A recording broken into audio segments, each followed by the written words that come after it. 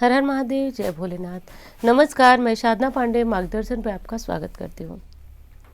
दोस्तों, यदि आप बहुत ज़्यादा परेशान हैं, जीवन में बहुत ज़्यादा दुर्भाग्य आपके साथ जुड़ा हुआ है और आपको लगता है कि आपका कोई काम नहीं बन रहा है, तो एक उपाय है जो कि शिव पुराण में वर्णित है। इस उपाय को करके आप संपूर्ण समस्याओं का समाधान पा सकते हैं। और इसमें ऐसा कुछ नहीं है कि मैं सिर्फ बोल रही हूँ और आपको इसके बारे में कुछ पता नहीं होगा। पता तो सब कुछ होता है, लेकिन कुछ चीज़ें जो है वो समय पे हमें ध्यान नहीं आती हैं। तो ऐसा ही एक उपाय है। उपाय क्या? ऐसा ही एक शिवलिंग है। तो यदि आप घर में शिवलिंग ला करके रखना चाहते हैं या पहले से रखे हैं तो वो खंडित हो गए हैं या कोई अन्य समस्या है, तो उन्हें जल प्रवाह करके आप ये शिवलिंग ला सकते हैं। इसलिए कि महाशिवरात्रि बहुत करीब है और महाशिवरात्रि के दिन हम सब भगवान भोलेनाथ का प्राकट्योत्सव मनाते हैं। तो इस दिन यदि हम शिवलिंग लाकर अपने घर में सिर्फ स्थापित करते हैं तो इनके प्राण प्रतिष्ठा की आवश्यकता बिल्कुल भी नहीं होती है। तो ये एक बहुत अच्छा दिन है। वैसे इस दिन यदि आप नहीं ला सकते हैं तो प्रदोष के दिन भी ला सकते हैं, चतुर्दशी के दिन भी लाया जाता है। तो ये सारे जो दिन है, इस दिन आप इस शिवलिंग को ला सकते हैं। दोस्तों, जिस शिवलिंग की मैं बात कर रही हूँ वो शिवलिंग है पारद शिवलिंग। पारद शिवलिंग की महिमा मैं क्या बोलूं, अब शास्त्रों में तो इतनी महिमा बताई गई है इसकी कि शब्द ही कम पड़ जाएंगे इसकी महिमा बताने के बारे में। कहा गया है कि जिस घर में रहता है, ध्यान दीजिएगा, जिस घर में ये शिवलिंग रहता है उस घर में साक्षात महादेव रहते हैं। चाहे आप किसी भी विधि से पूजा करें, चाहे आप प्राण प्रतिष्ठा करें न करें, सिर्फ ये शिवलिंग रखने मात्र का मतलब मान लीजिए कि आपके ऊपर भगवान भोलेनाथ की कृपा दृष्टि है, तब आप इस शिवलिंग को ला पाए हैं। वैसे शिवलिंग जो है मिलता नहीं है, शुद्ध पारे का जो है मिल नहीं पाता है। लेकिन आप जो है भगवान भोलेनाथ को तो जानते हैं, यदि मिट्टी में भी इनका स्वरूप अंकित कर दिया जाए तो वहाँ भी ये पार्थिव शिवलिंग के नाम से पूजे जाते हैं। तो जो भी मिले, लेकिन आप पारद शिवलिंग अपने घर में ला कर रखिए। यदि आप बहुत ज़्यादा परेशान हैं, यदि किसी ने जो व्रत बताया वो आपने किया, पशुपति व्रत किया, प्रदोष किए, सोमवार किए, आपके सारे काम जो है वो बिगड़ते जा रहे हैं, बहुत ज़्यादा परेशान है, तो ये एक काम ज़रूर कीजिए। एक काम जीवन में इतना बड़ा चमत्कार लाएगा कि जिससे मैं अब आपको क्या बताऊं, आप जिसके घर में होगा वो जानता होगा। दोस्तों, कहा जाता है कि वह जो पारद धातु है वह भगवान भोलेनाथ का ही स्वरूप है। भगवान विष्णु ने एक बार मोहिनी स्वरूप धारण किया था, उनको देख करके भगवान विष्णु मंत्रमुग्ध हो गए थे।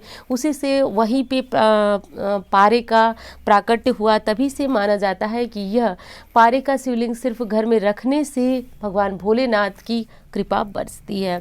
तो ऐसा करें दोस्तों। वैसे तो शुद्ध पारा जो होता है आप सभी जानते ही होंगे कि ये द्रव रूप में होता है, लेकिन इसमें तांबे इत्यादि को मिला करके और पारद शिवलिंग का निर्माण किया जाता है।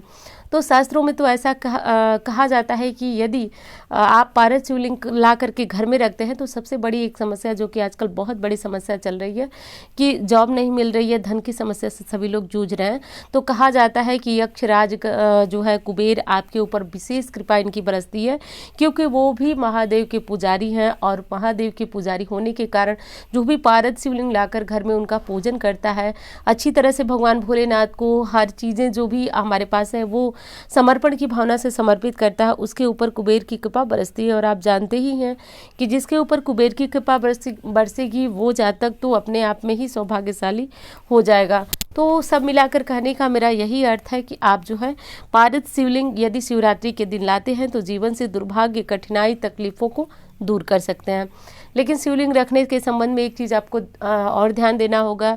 चाहे आप किसी धातु का शिवलिंग रखे हैं, लेकिन शिवलिंग को जलधारा विशेष प्रिय होती है, तो इसके ऊपर एक छोटा सा जो लोटा होता है वो ज़रूर रखें, क्योंकि कहा जाता है कि शिवलिंग के ऊपर जलधारा नहीं गिरने से उससे नकारात्मक ऊर्जा निकलती है, जो कि घर में परिवार में रहने वालों को क्षति पहुंचाती है। तो ऐसा काम आप ज़रूर करें कि शिवलिंग के ऊपर एक लोटा, यानी कि टप टप टपकने वाला, जो आप सभी जानते ही हैं, तो वो रखें। ऐसा करना बहुत ज़्यादा शुभ होता है। शिवलिंग के पास जो है एक नाग ज़रूर होना चाहिए, छोटा सा चांदी का बनवा कर रख सकते हैं या जो भी हो, क्योंकि कहा जाता है कि ये भगवान भोलेनाथ के आभूषण हैं, इनके बिना शिवलिंग जो है पूर्ण नहीं माना जाता है। तो आप किसी भी धातु का, चाहे नर्मदेश्वर शिवलिंग विशेषकर हमारे घरों में होता है, तो आप उनके पास भी एक छोटा सा नाग रखें, एक नंदी बैल रखना ज़रूरी होता है।